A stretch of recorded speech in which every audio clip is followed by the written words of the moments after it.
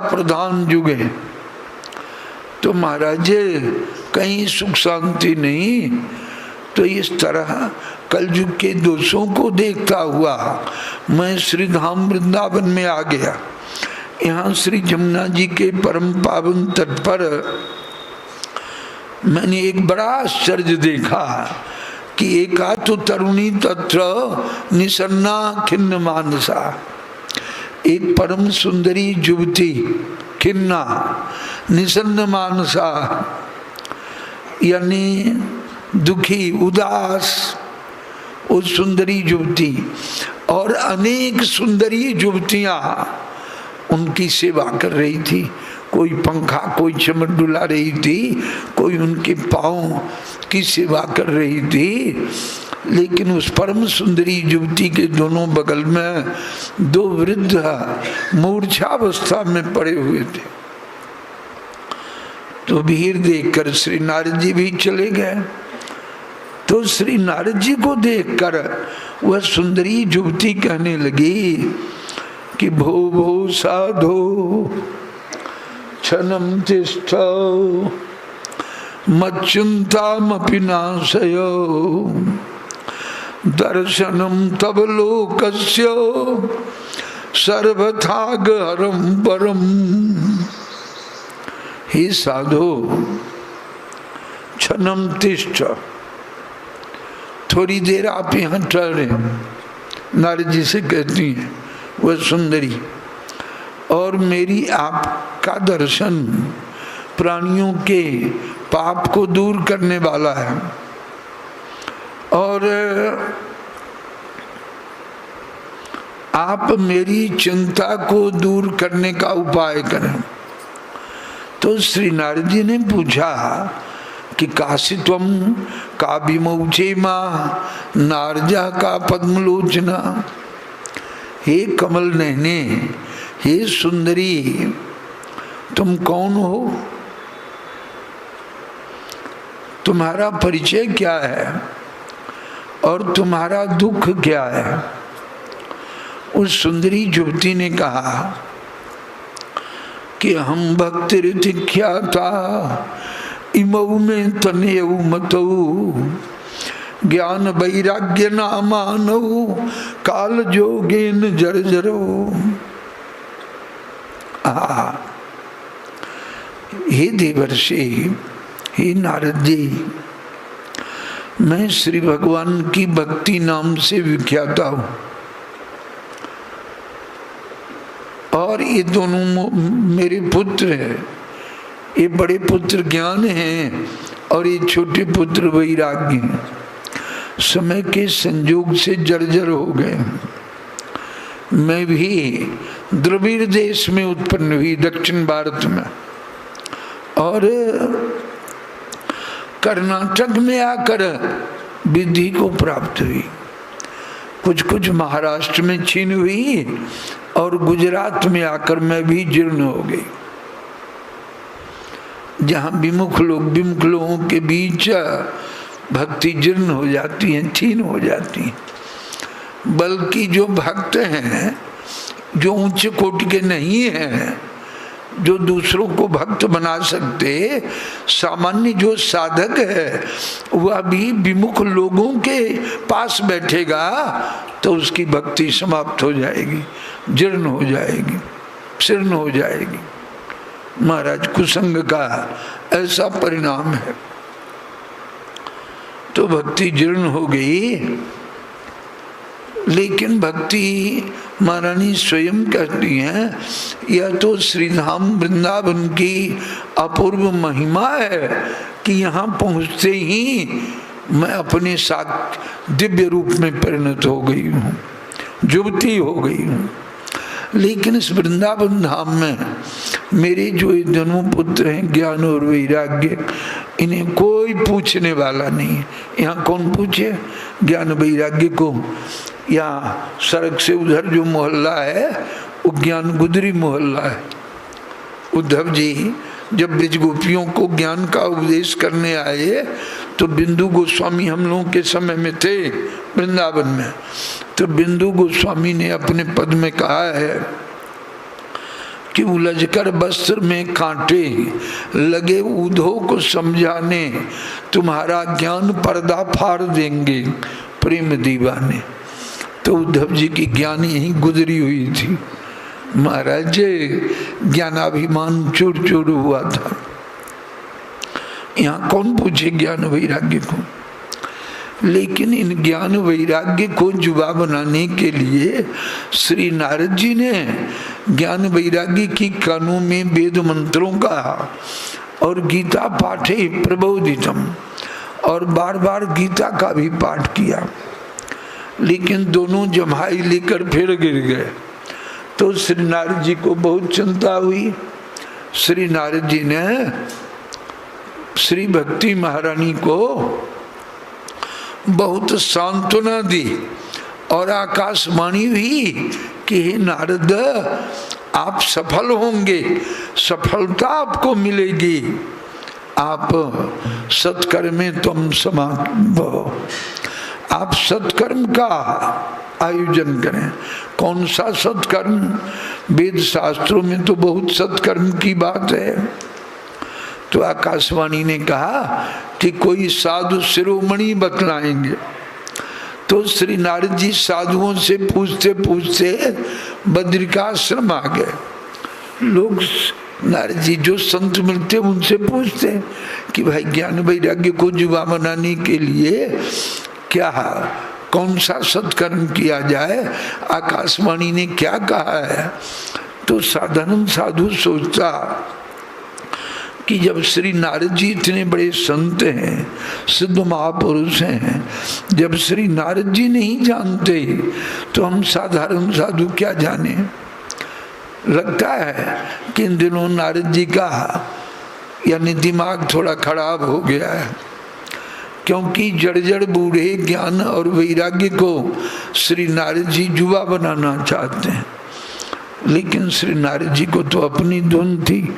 संत वे हैं जिनकी अपनी कोई समस्या नहीं है, जो दूसरों की समस्याओं का समाधान करने में लगे रहते हैं, वे वास्तव में संत हैं। तो महामुनिंद्र श्री सनकादि महात्माओं ने कहा कि नारद जी अब आप चिंता न करें, यानी कोई चिंता की जरूरत नहीं है, आप प्रसन्न हो जाइए। ज्ञान वैराग्य को जुबा बनाने के लिए श्रीमद् भागवत सप्ताह का आयोजन कीजिए। तो बद्रिकाश्रम से नीचे आ गए, हरिद्वार में आ गए। हरिद्वार में गंगा के आनंद नामक तट पर यह श्रीमद्भागवत सप्ताह का बड़ा विशाल आयोजन हुआ। नारद जी सब लोकों में गए, सब लोकों में निमंत्रण दे आए कि आइए, यानी 7 दिनों के लिए वहाँ ये अपूर्व कथामृत रस का जो प्रवाह है, वो कथामृत रस का प्रवाह यानी लोगों को तृप्त करेगा। और यदि आपके पास समय नहीं हो तो एक दिन रात्र के लिए भी अवश्य आइए, क्योंकि क्षणोत्तरीव सुदुर्लभ, वहाँ का एक क्षण भी सुदुर्लभ होगा।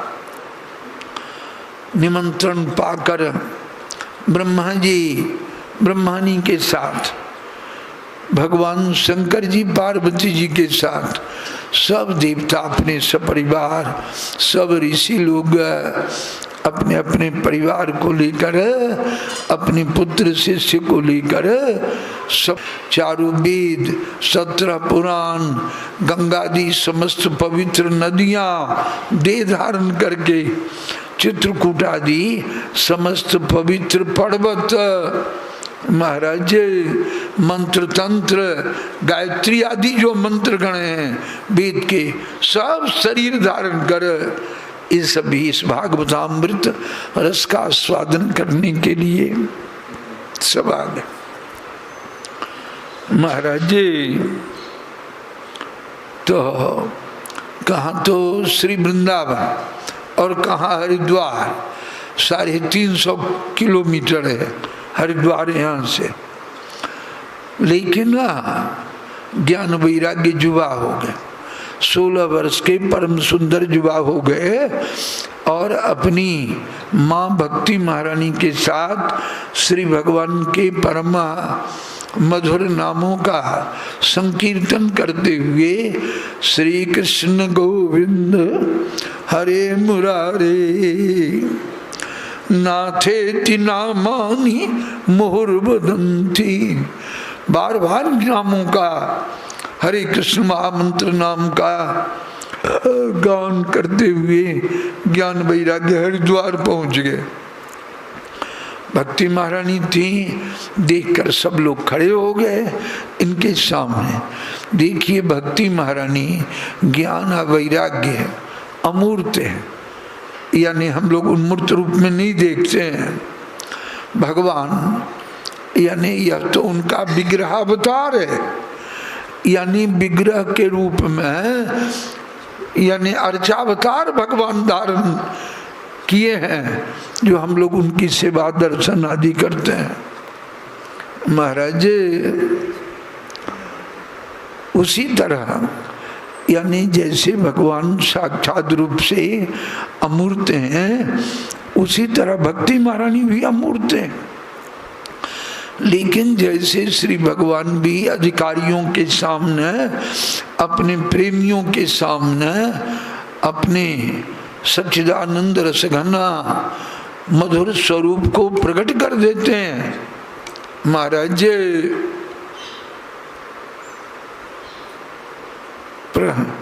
मेरे परमाराध्य गुरुदेव वृंदावन रामकृष्ण मिशन अस्पताल में थे, तो ऐसे ही माला झोरी लिए अर्ध लेटे हुए भजन कर रहे थे कि श्री ठाकुर जी पहुँचे। वैसे ही मोर मुकुट बनमाला पीताम्बर धारण किए हुए मेरे गुरु महाराज के शरीर पर हाथ फेरते हुए मेरे परमाराध्य गुरुदेव ने कहा कि जय जय, आप कैसे आए? तो श्री ठाकुर जी ने कहा श्री धुरिया कुंज से आपको देखने के लिए आया।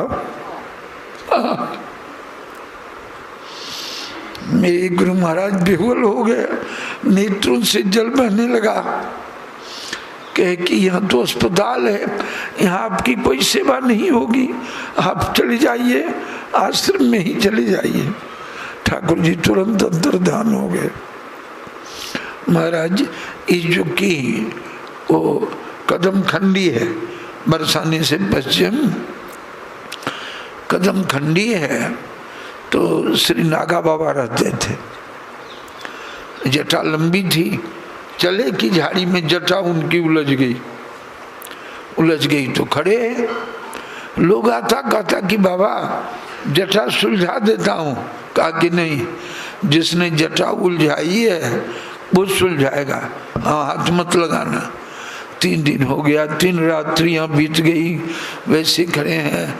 श्री ठाकुर जी आए मुस्कुराते हुए जटा सुलझाने के लिए, तो श्री नागा बाबा ने कहा कि हाथ मत लगाना, हाथ मत लगाना। जब श्री जी आएंगी, श्री राधा रानी आएंगी, तब हाथ लगाना। तो श्री राधा रानी भी प्रकट हुई, तो ठाकुर जी ने उनकी जटा सुलझाई। महाराज लीला होती रहती है, भगवान अपने प्रेमियों को मिलते रहते हैं। मिलना और विछुड़ना, फिर अपना वियोग भक्तों को प्रदान करना, यह तो भगवान का काम ही है।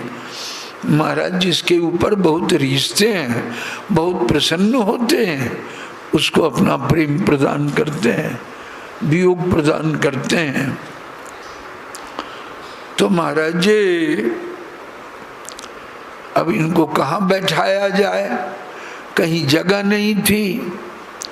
तो सब लोगों ने प्रार्थना की कि हम लोगों के हृदय में विराजमान हो जाइए। तो श्री भक्ति महारानी अपने दोनों पुत्रों के साथ इन सब वक्ता महोदय और श्रोताओं के हृदय में विराजमान हो गए। अब तो भक्ति की बाढ़ आ गई, साक्षात भक्ति महारानी सबके हृदय में आ गई है। तो महाराज जी श्रुति कहती है कि भक्ति बसा पुरुष, वह जो परम पुरुष है वह भक्ति के अधीन है। भक्तमाल के व्याख्याकार श्री प्रियादास जी कहते हैं कि भक्ति वश श्याम, शिल्पिल्ले की कथा में श्री प्रियादास जी वर्णन करते हैं कि भक्ति बस श्याम जैसे काम बस कामी नर। महाराज एक राजकुमारी का विवाह, राजकुमारी बड़ी भक्ता थी, मुझे पूरी कथा नहीं कहनी है। गुरु जी ने यानी बचपन में बालिका थी और गुरु महाराज आते थे तो गुरु महाराज भगवान शालग्राम की सेवा करते थे। तो इस राजकुमारी बालिका ने कहा कि सरकार मुझे भी एक ठाकुर जी दीजिए, तो उन्होंने एक पत्थर का टुकड़ा दे दिया। देखिए भगवान तो भाव के अधीन है, निष्ठा के अधीन है।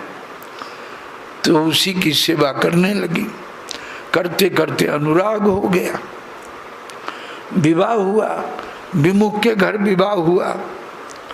तो जब जा रही है ससुराल तो पालकी में ठाकुर जी की पिटारी को रखे हुए, तो बीच में जहाँ पड़ाव लगा तहाँ जिस बर से विवाह हुआ था वो बराया, कहा कि थोड़ा बोल करके मुझसे बातचीत करके मुझे सुख दो। तो उसने कहा कि बोली वो जो चाहो तो पे चाहो हरि भक्ति, बिन हरि भक्ति मेरे अंग जन चीजिए। मुझसे बोलना चाहते हो, बातचीत करना चाहते हो तो भगवान की भक्ति हृदय में लाओ, बिना भक्ति के मेरे शरीर का स्पर्श नहीं करो, मत करो। तो राजकुमार को क्रोध हो गया कि राजकुमार ने उसकी भगवान की जो पिटारी थी उसको लेकर वहाँ नदी की धारा थी उसमें फेंक दिया। अब तुम निज लोकम परित्यज्य भगवान भक्त वत्सल, वे मधुर मुरलीधर श्री भगवान अपने धाम के अंतरंग परिकरों के साथ भगवान वहाँ चले आए जहाँ कथा हो रही थी, हरिद्वार में आ गए। कथा में तो बहुत भीड़ थी, भीतर घुसने की जगह नहीं थी, दूर दराज ही भगवान बैठ गए और कथामृत का रसास्वादन करने लगे। महाराज जी अब श्री नारद जी ने पूछा, भगवान कैसे कैसे पापी इस कथा को सुनकर पवित्र हो जाते हैं। महामुनिंद्र सनंदन जी ने कहा कि हे नारद जी, जिन सठों ने जन्म जन्मांतरों में हठ पूर्वक पाप किया है, सप्ताह यज्ञ निकलो पुनंति थे, सप्ताह यज्ञ उन्हें भी पवित्र कर देता है। इस विषय में हम एक यानी आपको दृष्टांत सुना रहे हैं। सनंदन जी ने कहा कि दक्षिण भारत में तुंगभद्रा नदी के किनारे एक आत्मदेव नाम के ब्राह्मण थे। ब्राह्मण विद्वान थे, धनी थे और श्रोत स्मार्त दोनों प्रकार के कर्मों में निपुण थे। ब्राह्मण का नाम था आत्मदेव और उनकी पत्नी का नाम था धुंधली। तो धुंधली घर के कामों में तो बहुत निपुण थी, लेकिन बहुत बोलती थी। तो बहुत बोलना भी वाणी का बहुत बड़ा दोष कहा गया है, प्रजल्प कहा। भक्ति में तो रूप गोस्वामी पाद उपदेशामृत में कहते हैं कि बाचो बेगम मनसा क्रोध बेगम जिह्वा बेगम उदरोपस्थ बेगम एतान बेगान जब विषयेत धीर सर्वामपि माम पृथ्वीम सशिष्यात्। अत्याहार बहुत खाना, प्रयासश्च सांसारिक भोगों के लिए बहुत प्रयास करना, अत्याहार प्रयासश्च अप्रजल्पो बहुत बोलना, अनावश्यक बोलना, और नियमाग्रह और भजन साधन का नियम नहीं रखना कि इतना भजन करूँगा, इतना नाम लूँगा, पाठ करूँगा आदि आदि, यानी नियम का आग्रह रखना चाहिए। नियम में आग्रह, जन संगश्च भक्ति से विमुख जनों का संग, लौल्यश्च लोभ, खड्भिर भक्ति विनश्यति, इन 6 चीजों से भक्ति नष्ट हो जाती है। तो आत्मदेव ब्राह्मण की जो पत्नी थी, ब्राह्मणी महाराज, उसका नाम था धुंधली, बहुत बोलती थी। बहुत दिनों तक ब्राह्मण गृहस्थाश्रम में रहे, लेकिन कोई संतान नहीं हुई। आधी आयु बीत गई। अपना आधा धन पुत्र प्राप्ति के उद्देश्य से इन्होंने अनेक धर्मानुष्ठान किया, लेकिन पुत्र की प्राप्ति नहीं हुई। तो बेचारे दुखी होकर वे वन में चले आए। वन में एक तालाब में जल पीकर एक वृक्ष के नीचे बैठे थे, चिंता मग्न थे। तभी एक सन्यासी संत आ गए। संत के चरणों में ब्राह्मण ने प्रणाम किया, रोने लगे। संत ने रोने का कारण पूछा। ब्राह्मण ने कहा कि मुझे कोई पुत्र नहीं है। संत ने कहा कि तुम्हारे भाग्य में 7 जन्मों तक कोई पुत्र का संयोग नहीं है। छोड़ो इस आशा को, भजन करो,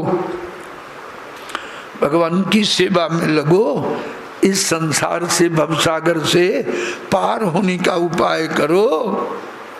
तो महाराज ब्राह्मण ने कहा कि मेरे मन में अभी वैराग्य नहीं है, नहीं, पुत्रम देहि बलादपि, मुझे पुत्र दीजिए, नहीं तो आपके चरणों में प्राण का त्याग कर दूंगा। तो कृपालु संत क्या थे, भगवान ही साधु के वेश में इस ब्राह्मण का उद्धार करने के लिए आए थे। साधु बने, भगवान ने अपनी झोली से एक फल निकाला, ब्राह्मण को दिया और कहा कि ले जाओ, अपनी पत्नी को यह फल खिला देना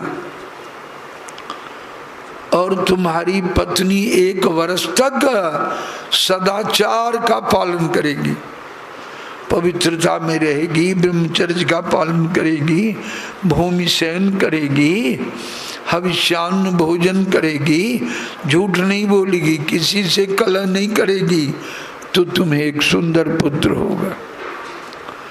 तो ब्राह्मण बड़े प्रसन्न होकर फल लेकर आए, अपनी पत्नी को सारा वृतांत कह दिया, फल दे दिया।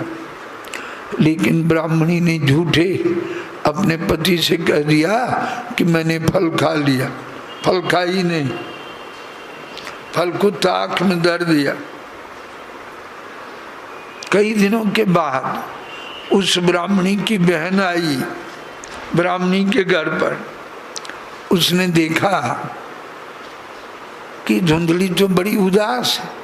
क्यों जी बहन, तुम इतनी उदास क्यों हो? उसने कहा कि क्या बताऊं, मेरे पति किन्हीं संत से पुत्र प्राप्त कराने वाला फल लाए। अब जब मैं फल खाऊंगी तो मेरा पेट बढ़ जाएगा, हविष्यान्न भोजन करूंगी, कमजोर हो जाऊंगी, घर के काम धंधों को संभालने के लिए मेरी ननदें आएंगी तो घर का धन चुरा कर ले जाएंगे। मैंने सुना है कि सुखदेव गोस्वामी यानी 12 वर्षों तक माँ के पेट से नहीं निकले थे। यदि सुखवन निवसेत गर्भम, तब मैं क्या करूंगी? और प्रसूता दारुणम दुखम, प्रसव का दारुण दुख मैं सुकुमारी होकर कैसे सहन करूंगी। तो मेरे विचार से बंध्या वह विधवा स्त्री ही सुखी है। धुंधली की बहन ने कहा तो मैं गर्भवती हूँ, मुझे संतान होगी, मैं तुम्हारे पास पहुंचा जाऊंगी और तुम अपने पति से मेरे पति को थोड़ा धन दिला देना, लालन पालन के लिए मुझे बुला लेना, मैं ही आकर बच्चे का लालन पालन कर दूंगी। संजोग इतना प्रबल था कि आत्मदेव जब गाय पालते थे, गाय भी बच्चा नहीं देती थी। जो वृक्ष रोपते थे वृक्ष भी नहीं पलता था। तो आत्मदेव के यहाँ जो पालित गाय थी उस गाय को वह फल खिला दिया। इधर 6 महीने बीतने पर धुंधली की बहन को लड़का हुआ। वह रात्रि में चोरी से धुंधली के पास पहुंचा गई और अपने गांव के लोगों में कह दिया कि मेरा पुत्र होकर मर गया। फिर आत्मदेव को सूचना मिली कि मुझे पुत्र हुआ है। आत्मदेव से धुंधली ने कहा कि पुत्र तो मुझे हुआ, लेकिन मेरे स्तनों में दूध नहीं आया, मेरी बहन को पुत्र होकर मर गया है, उसको कुछ धन देकर बुला लीजिए। तो आत्मदेव ने वैसा ही किया और धुंधली की बहन ही उसका लालन पालन करने लगी। कुछ महीने बीतने पर और 4 महीने बीतने पर उस गाय के गर्भ से एक अत्यंत सुंदर मनुष्य बालक का जन्म हुआ। केवल दोनों कान गाय के कान के जैसे थी, नहीं तो सर्वांग सुंदर। महाराज अब तो संपूर्ण तुंगभद्रा नदी के तट पर बसे हुए लोगों की भीड़ हो गई, अपार भीड़ हो गई और सब लोग आत्मदेव के सौभाग्य की प्रशंसा करने लगे कि इनके गाय के गर्भ से मनुष्य बालक का जन्म हुआ।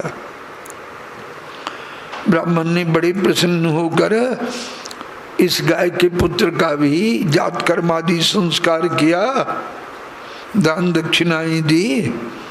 महाराज अब समय पर दोनों बालकों का नामकरण किया।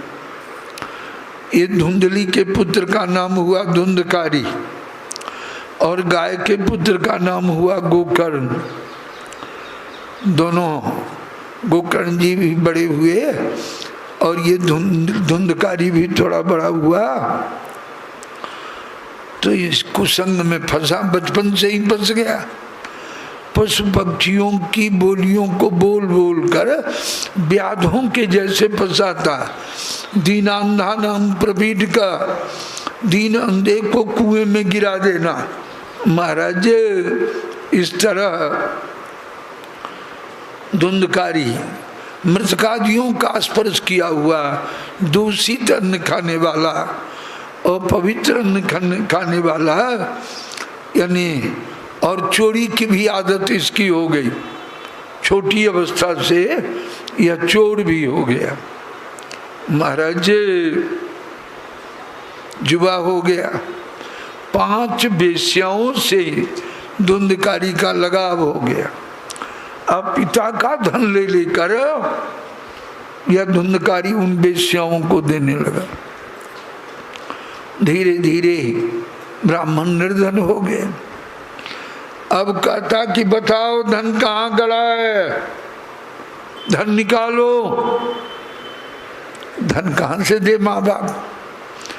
तब इस धुंधकारी ने लात से खूब पीटा महाराज माँ बाप को। अब तो ब्राह्मण आत्मदेव रोते हुए श्री गोकर्ण जी के पास आए और वह धुंधली एक कुएं में गिरकर मर गई। महाराज ब्राह्मण आत्मदेव ने गोकर्ण जी से कहा, हाय हाय बेटा, अब इस अवस्था में मैं क्या करूं, कहाँ जाऊं। श्री गोकर्ण जी ने समझाते हुए कहा कि पिताजी सुखी तो चक्रवर्ती राजा क्या, देवताओं के राजा जो इंद्र हैं वे भी सुखी नहीं है। महाराज जी